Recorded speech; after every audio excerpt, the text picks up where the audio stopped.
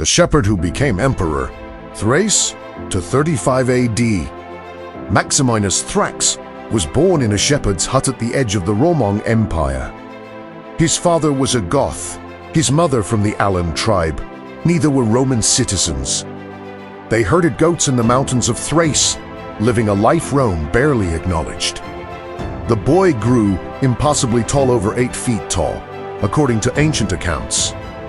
His strength became legend, but opportunities didn't come to barbarian shepherds. Then the Roman army arrived, recruiting auxiliaries.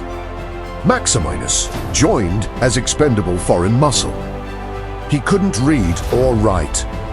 He spoke broken Latin with a thick accent. But when fighting started, nobody laughed at Maximinus. He killed with terrifying efficiency. Slowly, impossibly, he rose through the ranks.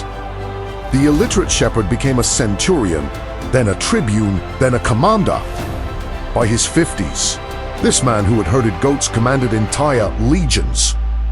In 235 AD, Emperor Alexander Severus offered Germanic tribes gold to stop their raids. His soldiers were disgusted they had marched to fight, not bribe barbarians. Maximinus should be emperor, someone suggested. The ideas spread like wildfire. Here was a general who understood them, who had risen from nothing through pure strength. On March 20th to 35 AD, the army proclaimed Maximinus emperor. Alexander Severus's own guards killed him in his tent. Rome was horrified. Their new emperor was a bare illiterate barbarian giant.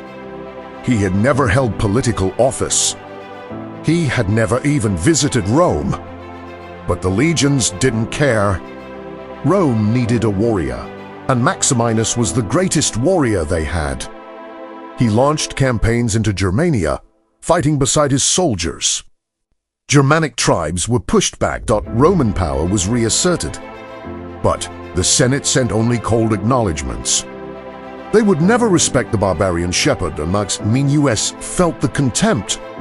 So he decided he didn't need their acceptance.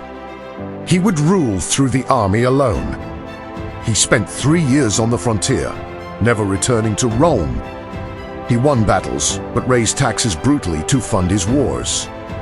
He confiscated wealth without mercy. In 238 AD, the Senate backed a rebellion and declared Maximinus a public enemy. Maximinus marched south into Italy. Town after town closed their gates against him. He laid siege to Aquileia, but weeks passed with no victory. His soldiers grumbled this wasn't glorious warfare. This was Romans besieging Romans. In April to 38 AD, soldiers of the Legio II Parthica entered his tent during afternoon rest. Maximinus was sleeping vulnerable, human, tired. They killed him quickly. His son died beside him. The soldiers sent both heads to Rome. The Senate displayed them on poles as a warning and a celebration. Maximinus Thrax had been emperor for 3 years and 2 months. He had never set foot in the city he ruled.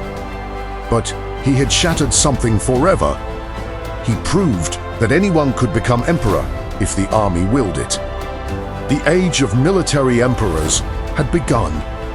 For the next 50 years, Rome would nearly collapse as generals fought generals for the throne. It all started with a shepherd who grew to tall and learned that reaching the top means breaking everything beneath you. He never learned to read, but he taught Rome an unforgettable lesson. Power comes from swords, not Senate votes.